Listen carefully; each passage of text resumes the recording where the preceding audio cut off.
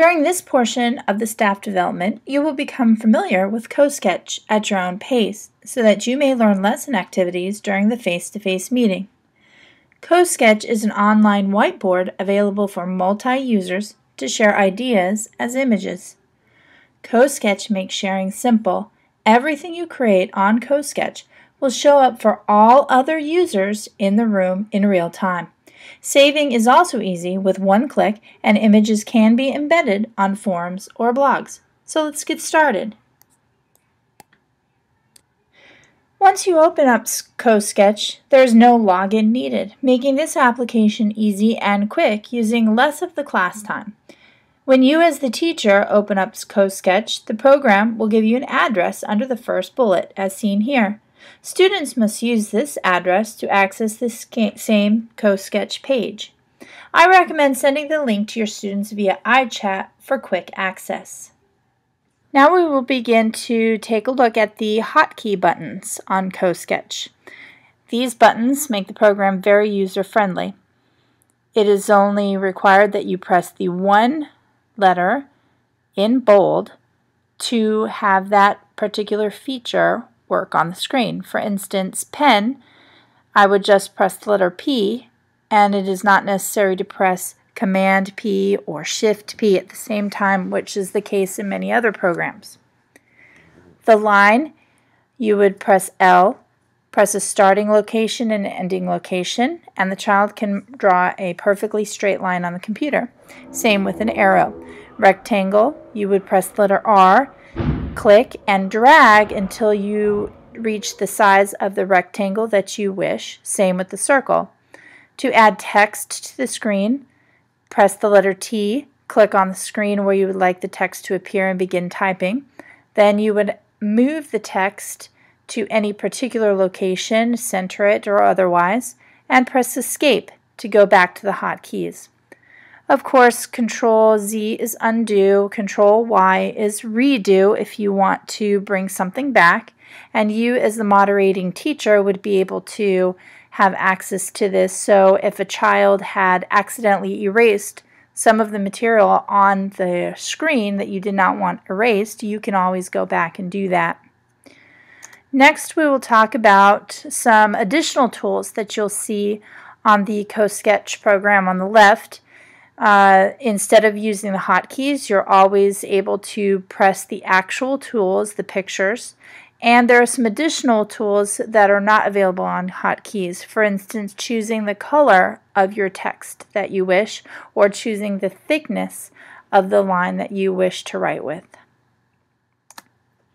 Next, we will look at something called stamps and background. Stamps are images that you click and will appear on the screen each time you click it.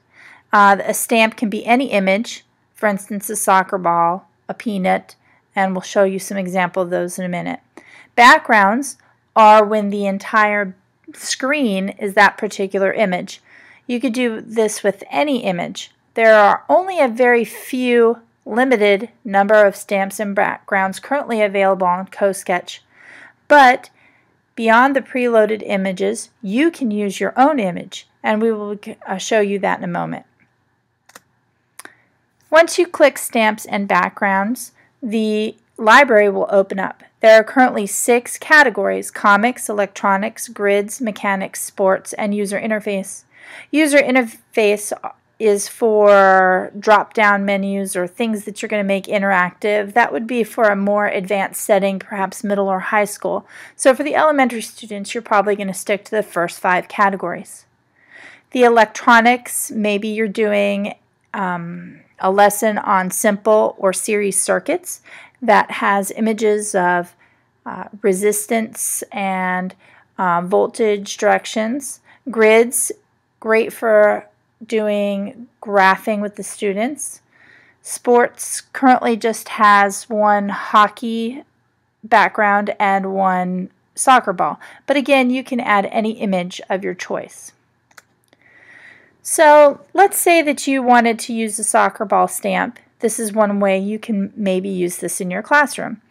You can have your cooperative groups in your tables take a survey. Perhaps you've asked how many in their group enjoy or play soccer. The class would be able to add the soccer balls right there in real time and show up on the screen for the entire class to see in their individual groups. In this case, I've selected the background as grid and the stamp of the soccer ball. Here, I've downloaded my own picture of Peanuts. You would just go up to the stamps and backgrounds and click Upload Image. And then it's just a simple case of selecting the image that you have already pre-saved on your computer. You can also access Google Maps that is already stored in the program itself. Here I've selected Peanuts for students to practice making quantitative and qualitative observations. Perhaps I as the teacher already have this set up, and then the students add their observations to the appropriate group and the class can discuss whether each observation belongs in that particular category.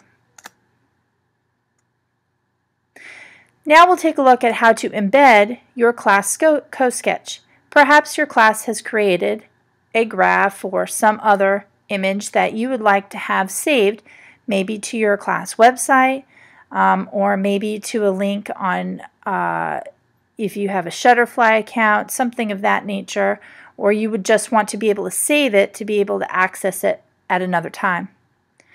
You would click on Embed Cosketch, and it will bring you to this picture. Once you're at that page, you would need to scroll all the way down to the bottom to get a preview and all the different embedding addresses for your Cosketch.